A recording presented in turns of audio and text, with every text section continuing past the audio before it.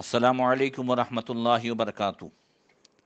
नहमदुहु व नुसल्ली व नुसल्लिमु अला रसूलिहिल करीम व अला आलिहि व अस्हाबिहि अजमईन, अम्मा बाद। फ़अऊज़ु बिल्लाहि मिनश शैतानिर रजीम, बिस्मिल्लाहिर रहमानिर रहीम। इन तज्तनिबू कबाइर मा तुनहौना अन्हु नुकफ्फिर अन्कुम सय्यातिकुम, सदक़ल्लाहु मौलानल अज़ीम।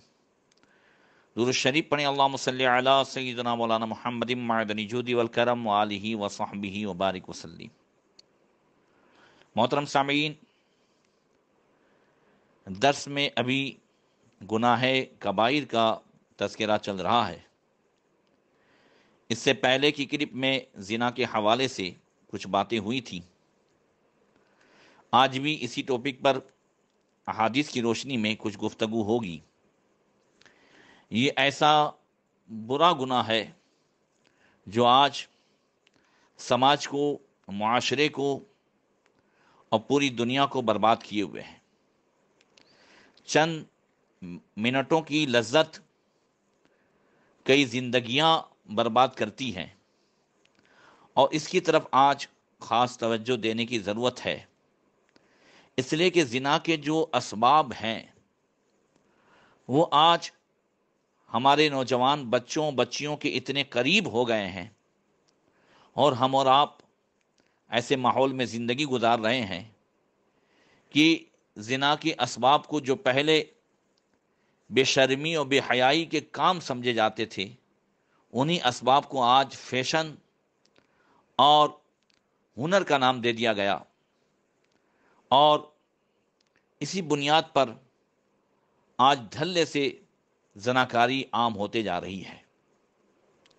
ज़नाकारी आखिरत में भी अज़ाब का सबब है और दुनिया में भी।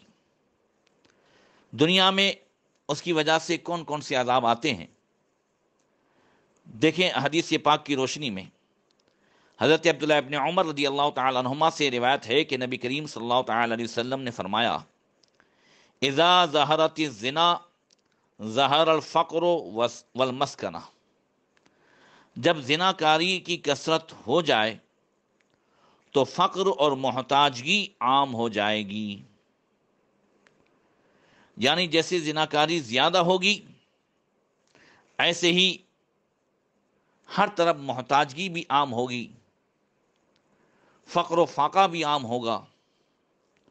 आज इस हदीस की रोशनी में देखें कि बेहयाइयों और बदकारियों का जैसे दौर दौरा है, तो ऐसे ही फ़क़्र व फ़ाक़ा भी बिल्कुल आया है। इसका यह मतलब नहीं है कि रोज़ी रोटी की परेशानी होगी, बल्कि फ़क़्र का मतलब मोहताजगी है। और आज वो बेहया मुआशरा अपने हर काम में पूरी तरह दूसरी चीज़ों का मोहताज बन चुका है। हम दुनिया में हर एक के मोहताज हो गए।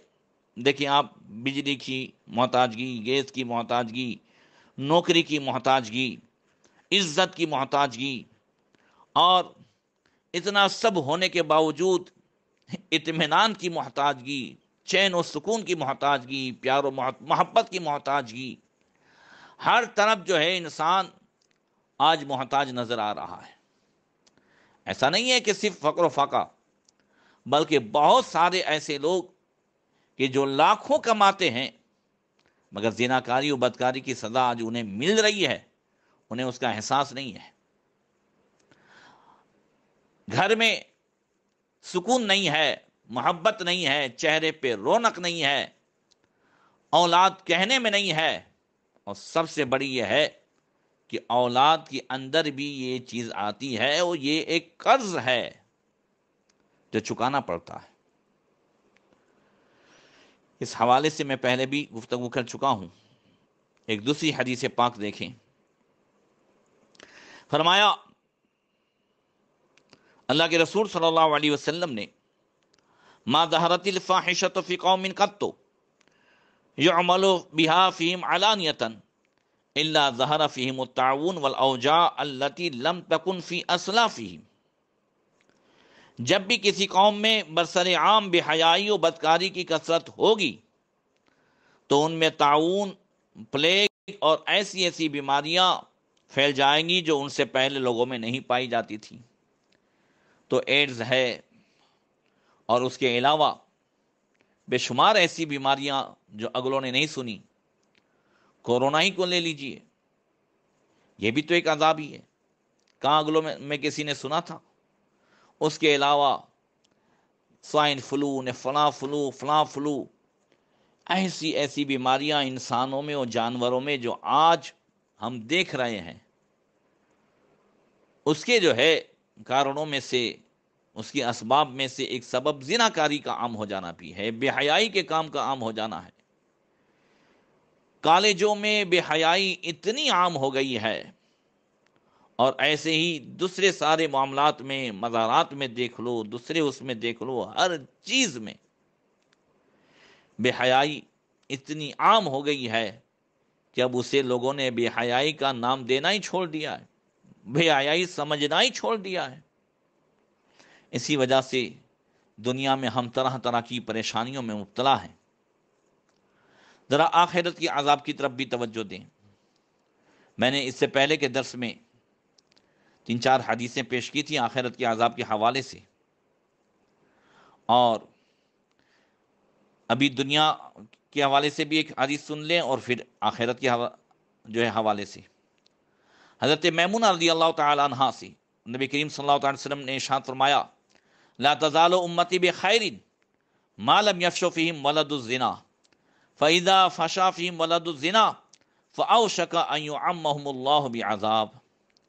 میری امت اس وقت تک برابر خیر میں رہے گی جب تک ان میں حرام اولاد کی کثرت نہ ہو، اور جب ان میں حرام اولاد کی کثرت ہو جائے گی تو ان قریب اللہ تعالیٰ انہیں عمومی عذاب میں مبتلا کر دے گا۔ اب دیکھیں، حرام اولاد کی 2 صورتیں ہیں۔ ایک تو یہ ہے کہ بغیر نکاح کے زناکاری سے جو بچے پیدا ہوں، جو آج ایسے لوگ پیدا ہی نہیں ہونے دیتے اور مار دیتے ہیں، بہت سارے ایسے معاملات ہیں۔ اور دوسرا سبب ہے کہ دھڑا دھڑ 3 طلاق دینے کے بعد بغیر حلال لے کے اسے بٹھا لینا، اور پھر اسے مستری کرنا، اور پھر اس سے جو بچے پیدا ہوں، یہ سب بھی جو ہے ولد الزنا ہے، جو آج یہ چیزیں بھی عام ہے۔ اور اس کی وجہ سے طرح طرح کی پریشانیاں اور طرح طرح کے عذاب آ رہے ہیں۔ اسی طریقے سے نبی کریم صلی اللہ تعالی وسلم نے ارشاد فرمایا کہ یہ حدیث تو حقیقت میں شراب پینے والوں کے حوالے سے ہے، مگر اسی میں زانی و زانیہ کا بھی عذاب موجود ہے۔ فرمایا کہ شراب پینے والوں کو جو ہے نہر غوطہ سے پانی پلایا جائے گا، اور یہ نہر غوطہ کیا ہے؟ نہر یجری من فروج المؤمسات یؤذی اہل النار ریح فروجہم۔ یہ ایسی نہر ہے جو زناکار عورتوں کی شرمگاہوں سے نکلی ہے، جن کی شرمگاہوں کی بدبو خود جہنم والوں کے لیے بھی تکلیف کا سبب ہوگی۔ یہ دنیا و آخرت کے عذاب کا سبب ہے۔ اسی وجہ سے اگر ہمارے اسلاف میں، صحابہ کرام میں، صحابیات میں اگر نفس کی وجہ سے کسی سے ایسا گناہ ہو جاتا تو وہ آخرت کی عذاب سے بچنے کے لیے اس کی دنیا کی سزا کو اپنے اوپر لینا پسند کرتے تھے۔ صحابہ کرام رضوان اللہ تعالی علیہم مجمعین میں یہ چیز دیکھیں، آپ اندازہ لگائیں کہ وہ آخرت کے عذاب سے کتنا ڈرتے تھے۔ پہلے دنیا میں اگر کوئی غیر شادی شدہ زناکاری کرے تو اس کی سزا کیا ہے؟ قرآن میں سورہ نور میں 18ویں پارے میں اللہ ارشاد فرماتا ہے: الزانیۃ والزانی فاجلدوا کل واحد منہما 100 جلدہ ولا تاخذکم بہما رأفۃ فی دین اللہ۔ فرمایا جو عورت بدکار ہو اور جو مرد، تو ان میں ہر ایک کو 100 کوڑے لگاؤ، اور تمہیں ان پر ترسنا ہے اللہ کے دین میں۔ تو جو غیر شادی شدہ ہے اور وہ زناکاری کرے تو انہیں 100 کوڑے کی سزا ہے، اور جو شادی شدہ زناکاری کرے اس کی کیا سزا ہے؟ اور صحابہ کرام رضوان اللہ تعالی علیہم مجمعین میں اس آخرت کی سزا سے بچنے کے لیے کیا جذبات تھے، انشاءاللہ آئندہ کل اس کے تعلق سے گفتگو کروں گا۔